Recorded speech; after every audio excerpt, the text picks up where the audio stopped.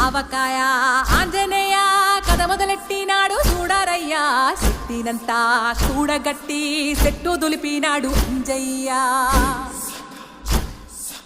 ఎర్ర ఛాయ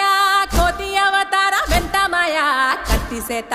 పట్టకుండా కాయ కోసినాడు కపిలయ్యా